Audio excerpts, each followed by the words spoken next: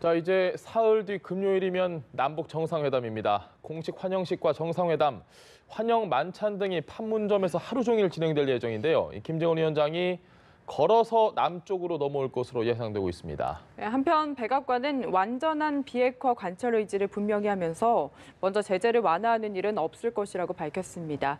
관련 이야기 나눠보겠습니다. 김용현 동국대 북한어과 교수, 홍현익 세종연구소 수석연구위원 모셨습니다. 안녕하십니까? 네, 안녕하십니까? 오셨습니까? 교수님, 오늘부터 이제 리허설을 시작을 하게 되고, 저희가 좀 관심이 가는 게 어제 이 청와대에서 발표한 거 보니까 우리 측 취재진이 북측으로 갑니다. 판문각까지 가서 뭐 취재를 하는 게 허용이 된다는 건 누군가가 걸어서 오는 걸 좀 암시하는 상황이 아닌가 싶은데 어떻게 보십니까? 뭐 암시라기보다는 뭐 거의 기정사실화라고 봐야 됩니다. 예. 다시 말씀드리면 지금 판문점에 회담장이 중간에 있고 남측에 자유의 집이 있고 그 아래 옆쪽에 평화의 집이 있고 북측에 판문각이 있고 그 북측 왼편 뒤쪽에 통일각이 있습니다. 그러니까 판문각까지 우리 기자들이 가서 영상, 사진 촬영을 한다는 것은 전례가 없는 것입니다. 과거에도 보면 뭐 소태방북이나 여러 가지 것들이 있지만 우리 측에서 넘어가서 그렇게 미리 자리를 잡고 영상이나 사진 촬영한 적은 없었다. 그렇게 보면 매우 파격적인 지금 홍보 활동이 이루어진다 이렇게 봐야 되는데 거기서 김정은 위원장이 차에서 내리는 장면부터 해가지고 아마 또는 이제 통일각에서부터 걸어오는 김정은 위원장을 우리 영상이 이제 찍고 그다음에 통일각 판문각 앞에서부터 그 중간에 군사 분계선 턱이 있습니다. 한 5cm 높이의 턱이 있는데 그 턱을 넘어오면서 아마 문재인 대통령께서 거기에 마중을 나갈 것 같습니다. 지금 저 턱을 말씀하시는 거죠? 그렇습니다. 저 턱이 이제 높이 한 5cm, 길이 한 20cm 정도 턱인데 저 턱을 이제 넘으면서 문재인 대통령이 아무래도 이제 우리 측으로 내려오는 손님이기 때문에 대통령께서 직접 마중을 나가서 서로 악수를 하는 세기의 장면이 아마 보여질 것으로 예상이 되고요. 그 김정은 위원장이 나타날 때 이설주 여사가 함께 걸어오느냐 이것 하나의 관심사입니다. 또 김정숙 여사께서 직접 문재인 대통령과 함께 나가서 두 내외를 맞이하는 이런 장면이 영상을 통해서 전 세계에 이것이 보여진다면 이건 파격 중의 파격이고 또 한반도가 군사의 긴장의 공간, 갈등의 공간이 아니라 평화의 또 대화의 그런 공간이라고 하는 것을 명확하게 국제사회에 각인시킬 수 있는 중요한 의미가 있는 자리라는 점에서 가능하면 저는 뭐 꼭 두 사람이 한꺼번에 함께 내려와서 우리 대통령과 그 김정숙 여사 같이 만나는 것이 꼭 바람직하다.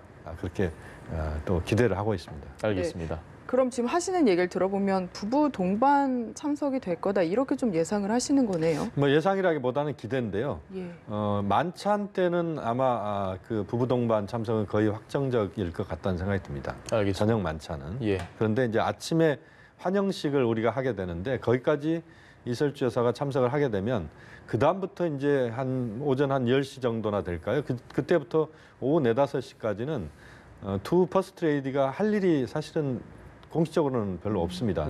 차담회를 두 분이 계속 할 수도 없는 거고 그렇게 보면 공식 환영식에 이설주 여사께서 참석을 해서 하고 나서 오전에는 판문점을 다시 넘어서서 북측으로 가서 지금 이제 그 자남산 여관이 개성에 있는데 그게 이제 북한에서 그 영빈관입니다. 자남산 여관에 가서 이제 휴식을 취하다가 오후에 만찬 때 다시 와서 김정숙 여사와 만날지. 김정숙 여사께서도 환영식 참석하고 나서 킨텍스나 이런 정도에서 머무르다가 이제 만찬에 참석하실지 그건 좀 확인하기는 어렵습니다. 어쨌든 최소한 두 퍼스트 레이디의 만찬 참석은 뭐 확정적이지 않나 이런 조심스러운 예상입니다. 알겠습니다.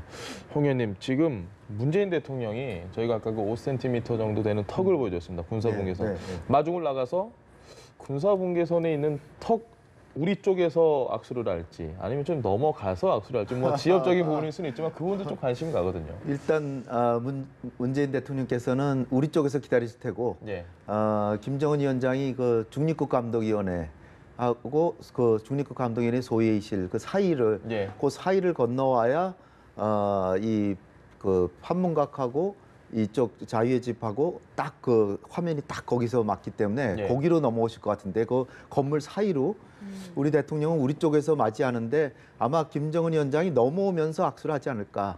아니면 그 마지막 그 선에 서서 악수하고 이쪽으로 건너올지. 예. 뭐 두 개가 다 가능할 것 같은데요. 근데 이제 김 교수께서 잘 얘기하셨지만 저도 이설주 여사가 같이 오기를 바랍니다. 왜냐하면 이 그 비주얼이라는 게 이게 그 눈으로 보는 게 사람이 정보를 얻는 거에 한 80%가 눈으로 얻는다 그래요. 예. 그러니까 이 화면 자체로 남북 정상과 그 영부인들이 다 함께 이 만나는 장면이 연출이 된다면 그게 훨씬 더 전 세계에 주는 이미지가 그게 제일 큰 이미지일 거예요. 왜냐하면 회담하는 것 자체는 사실 영상이 별로 없잖아요. 그러니까 일단 같이 그 동부인에서 넘어와서 그리고 의장대 사열까지 하고 그 다음에 이 부부 동반으로 차담회 같은 걸 하고 그 다음에 이설주 여사는 뭐 자남산 여관으로 간다든지 아니면 우리 김정숙 여사하고 같이 개성을 같이 간다든지 그렇다면 더 좋을 것 같긴 한데요. 하여튼 뭐 그거는 나름대로의 이제 깜짝 뉴스로 남겨두는 부분이 아닌가 생각되고 김 교수 얘기하신 것처럼 저녁 만찬에는 이설주 여사가 참석하는 것이 저도 거의 기정사실일 것이다 이렇게 생각이 되는데 사실 지난번 정상회담들 보면은 한 4시간씩 했어요. 3시간 뭐 한 40분 이렇게 두 차례 정상회담이 그때는 근데 2박 3일씩이었기 때문에 시간 여유가 사실 상당히 있었죠. 그래서 김정일 위원장이 뭐 노무현 대통령한테는 뭐 하룻밤 더 묵고 가신 게 어떠냐고 할 정도였는데 이번에는 판문점이라고 하는 특수적인 상황에서 아침에 10시에 만난다 그러면 차담회하고 뭐 한 시간 반 회담하고 오후에 시간이 굉장히 많잖아요. 만찬까지. 그러니까 이번에는 정말 아주 긴밀하게 토론할 수 있는 시간이 꽤 된다. 근데 제가 생각할 때는 이게 결국은 합의문이 나와야 되잖아요. 합의문이 제가 보기에는 아직 정해지지는 않았을 것 같긴 한데 임동원 전 장관께서 이렇게 권고하신 사항은 합의문을 미리 만들어서 보내면 훨씬 회담이 빠르다 이런 얘기를 한 적이 있는데 합의문 만드는데 꽤 시간이 걸리니까 제가 볼 땐 밤늦게 끝날 가능성이 있어요. 서명까지 해야 되니까 이 만드는 시간이 꽤 있을 거거든요. 근데 모르죠. 이번에는 선언문 자체가 14공동선언은 굉장히 긴데 6.15 선언처럼 좀 짧으면 뭐 만찬 때까지 다 될지 모르지만 그렇지 않다면 만찬이 길어질 가능성도 배제할 수 없습니다. 근데 이제 보면요 2가지를 봐야 되는데 하나는 이제 대북 특사가 또 북한을 갔다 올 수도 있다 이런 이야기들이 있었는데 그러니까 서훈 원장이나 또 정영 실장이 북측을 다시 한번 갔다 오는 이야기가 있었는데 뭐 현재까지 보면 뭐 안 갈 가능성이 높은 것 같아요. 지금 청와대가 안 갈 것 같다라고 뭐 그건 이제 확정적으로 이야기할 수 없지만 근데 두 분이 그 평양을 다시 갈 수 있다라고 하는 의미에는 뭐가 있었냐면 사전에 의제를 정리하고 그다음에 의제를 공동 성명에서 어떤 수준에서 정리해서 발표하느냐라고 하는 것까지 준비하는 이런 과정에서 많은 토론이 있을 수 있기 때문에 그것 때문에 이제 갈 수 있다라는 이야기를 한 거였거든요.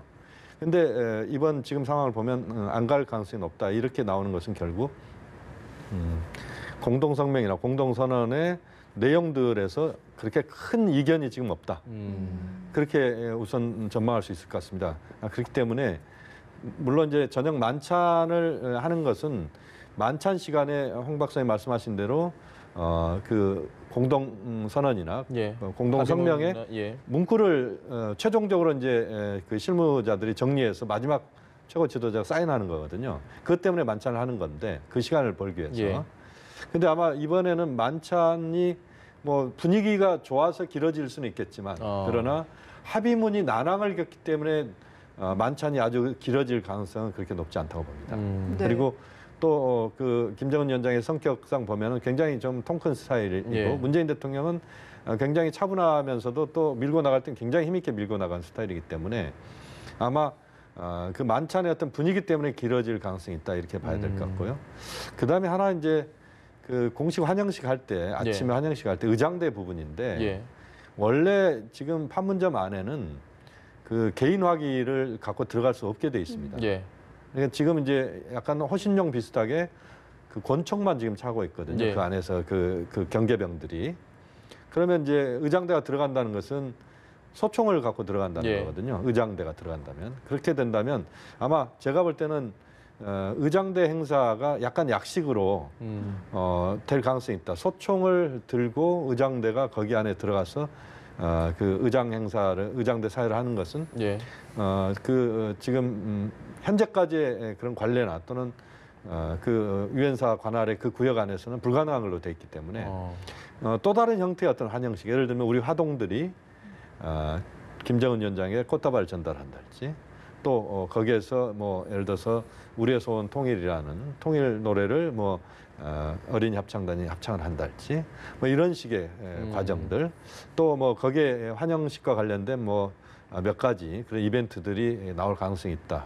의장대 부분은 아직까지는 그 공식적으로는 지금 상황에서는 그 유엔사 관할 이 구역 내에서는 현실적으로 쉽지는 않은데, 그게 만약에 이제 상호 간에 좀 협의가 잘 이루어지면 저는 뭐 의장대 행사가 이루어질 수도 있다고 보는데, 지금 이번 회담이 실무 회담이기 때문에 너무 어떤 그런 의전이나 이런 부분들은 좀 가능하면 간소화하자.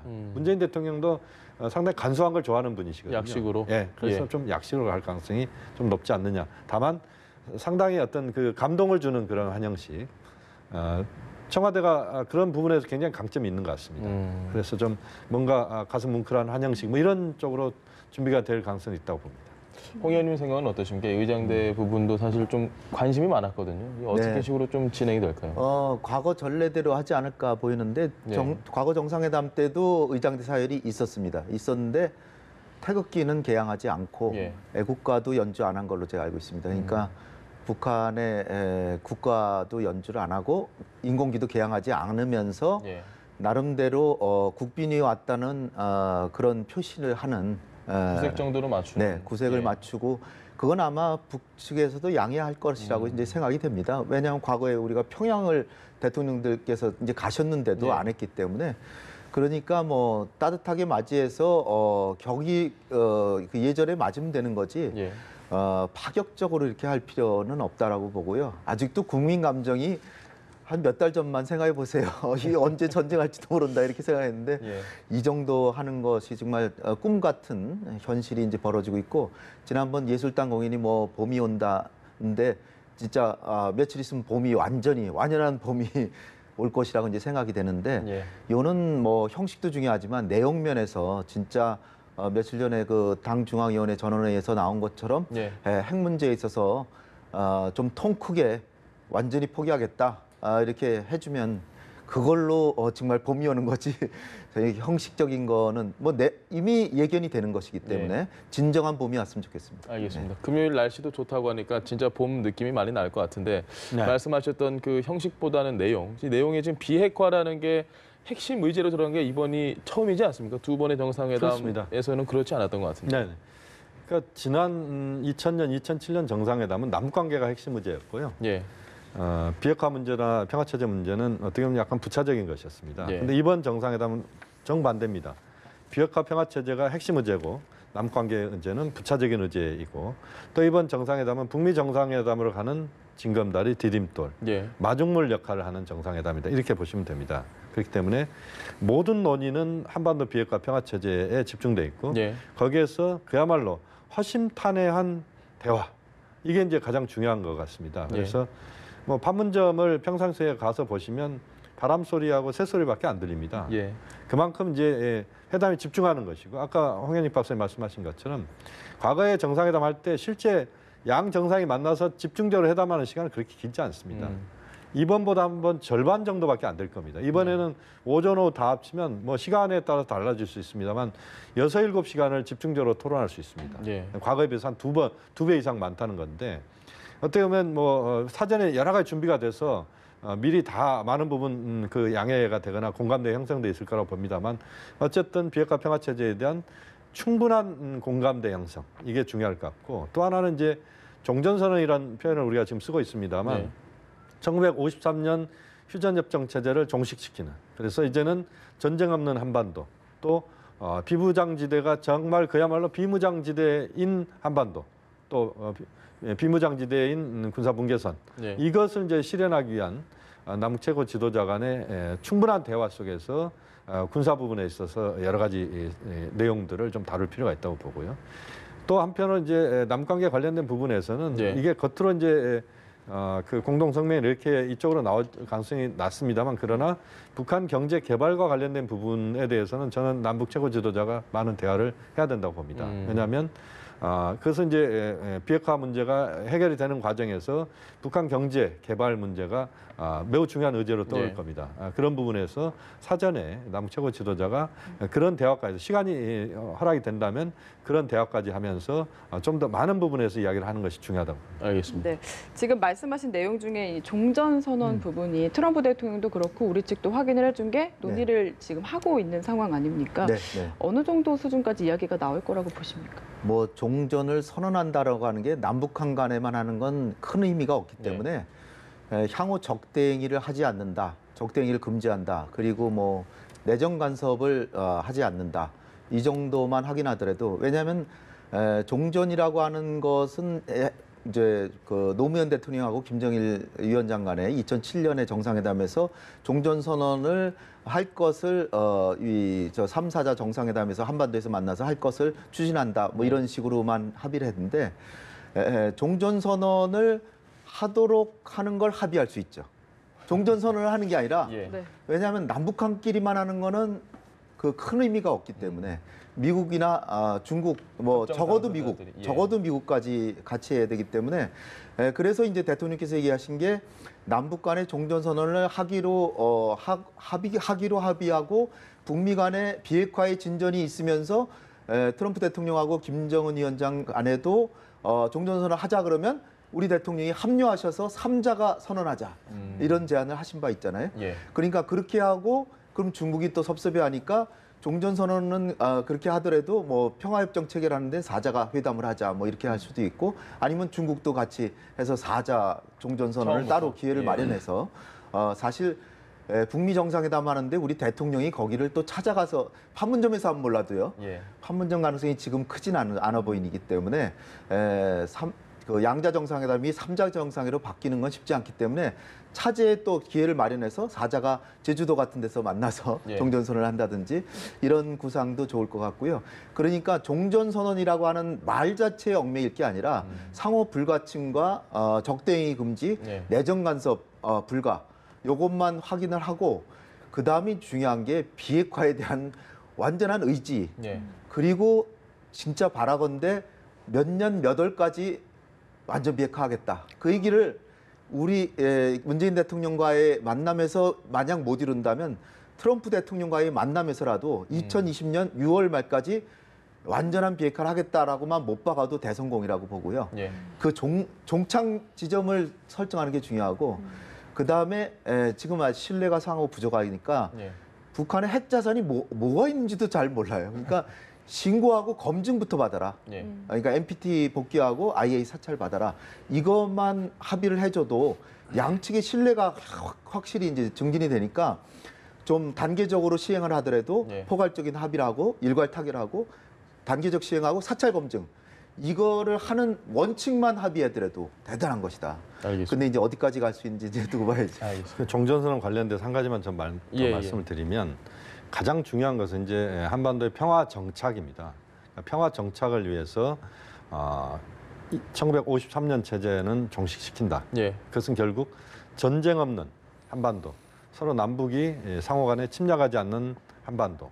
여기에 대해서는 남북이 함께 두 국가가 합의할 수 있습니다. 그러니까 종전선언은 홍 박사님 말씀하신 대로 저는 정전 체제의 당사자가 미국, 중국까지 포함됐기 때문에 종전선언은 4개국이 하는 게 맞다고 봅니다. 다만 전쟁을 종식시켜야 된다라고 하는 그런 차원에서 더 이상 한반도에 전쟁은 없다. 앞으로 남북은 전쟁하지 않는다. 절대 전쟁하지 않는다라고 하는 선언은 그것은 평화 정착을 위해서 매우 중요한 것이기 때문에 그 부분까지는 남북 정상이 하는데 하등의 문제가 될 게 없습니다. 그것은 미국, 중국이나 다른 나라들이 박수칠 일이지 그걸 갖고 왜 우리를 안 껴줬냐고 따질 일은 아니다. 그래서 종전선언이라고 하는 그 이야기를 할 때는 미국, 중국이 남북미만 해서는 안 될 것 같고 남북미 중에 함께 하는데 예. 그다음에 그것은 이제 평화협정 체제로 가는 그런 그 단계이기 때문에 이제 그렇게 이야기할 수 있지만 전쟁하지 않겠다, 서로 침략하지 않는다라고 하는 그 합의는 남북이 할 수 있다는 겁니다. 예. 그래서 그 부분 정도가 나온다면 베스트다.